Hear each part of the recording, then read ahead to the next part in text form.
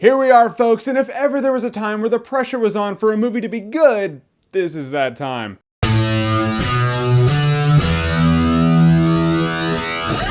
Man of Steel. This is gonna be a spoiler-free video here, so you have nothing to worry about. Will I do a spoiler-filled video? You bet. I'll put that video up in a few days, probably this weekend, but for now, enjoy the spoiler-free review. So we all know what Man of Steel is by now. It's Superman, dude. It's directed by Zack Snyder. Zack Snyder gave us 300, Watchmen, Dawn of the Dead, that movie. And it's produced by Christopher Nolan, so things are looking good for Man of Steel. And it's an origin story, so we get to see Krypton again. I liked how Krypton was in this movie. You get a sense of Krypton is more than just a big white ice planet. It has a system, it has a culture. It was cool to see, and they spend a bit of time on Krypton. More time than you expect, which is why when little Kal-El's ship gets to Earth, it immediately cuts to him being an adult. You see his childhood upbringing in the form of flashbacks. I always like that. That's a time-efficient and very interesting way to tell a story. If you do it right, that is. You jump to him being an adult, you get the cliff notes of him being a kid, and you see the relevant events of things that matter. Cool. Superman in this movie is played by Henry Cavill. I've always called him Henry Cavill because it just sounded cooler. I guess it's Cavill. In either case, doesn't matter. He kills it as Kal-El. He's really good in the role. The dude looks the part. He's likable. He's relatable as a person. You can still tell he has like moral fiber. He's like, no, I gotta do good because I'm a good guy. But he's not unrelatable. You know, he's a good guy like a good guy on Earth could be a good guy. The dude is human. He grew up on Earth. You know, minus his genetic code. Guy's pretty human. He's human, but he's really good and he's assertive. He's not a pushover.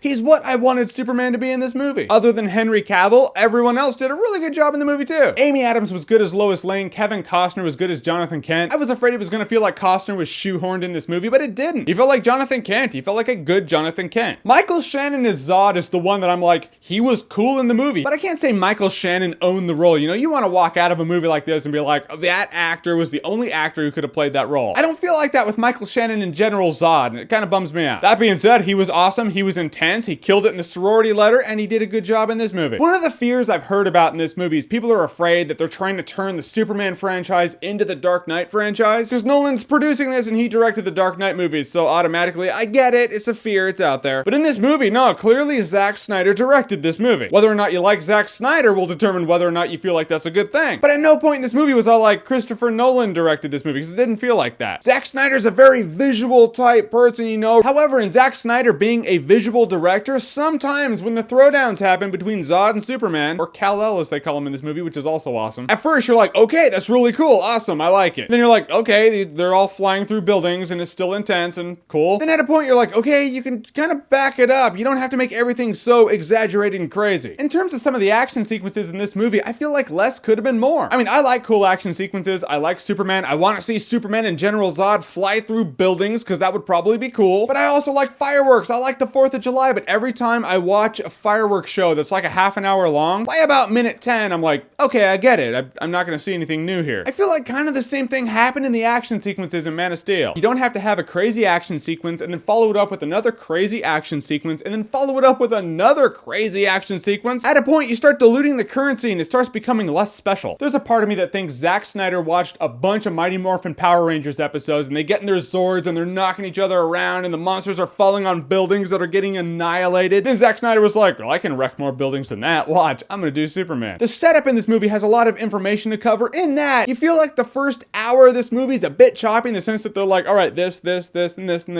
this. All right, now cape, and now he's flying. However, when he flies, it was awesome. Because he doesn't just fly like, yeah, I'm Kal-El, I fly because that's what I do. The dude grew up on a farm in Kansas. So what would the expression on your face be if one day you got the power of flight? Yeah, just like this movie where he's like, oh my god, this is awesome, I'm flying. It was cool to see. I like the fact that he acts human. So this is a cool start for a Superman franchise. I walked out of this movie going, all right, I want to see a sequel. Hell, I want to see a Justice League movie. I want to see where they take this universe. For reasons I'll talk more about in my spoiler video. But for now, I liked it. I loved Henry Cavill. The first half of the movie felt a little choppy at times. And as cool as the action was in this movie, at a point you're like, less would have been more. That's undeniable for me. However, cool shit does happen. You can't deny that. I will say I will buy Man of Steel on Blu-ray. I suppose if I can tell you to keep something in mind when going in to see Man of Steel, it's that the tone that they've set up for the past year via the trailers isn't really the tone of the movie. You know, the trailers have had these really tragic songs, like the first one had the song when Gandalf fell into the shadow in Fellowship of the Ring, and you're like, dude, this movie's gonna emotionally wipe me out. Not really. You do have emotional moments in the movie, but all in all, the fourth trailer, the trailer I didn't and actually do a video on. You know, the action-packed type trailer where you're like, all right, that looks like awesome summer moviness, which isn't a word, but it is now. That action-packed trailer is more or less the more accurate depiction of Man of Steel. So Superman movies, what's your favorite? What's your least favorite? Whatever they are, comment below, let me know. And as always, if you like what you've seen here and you want to see more, click right here to see more.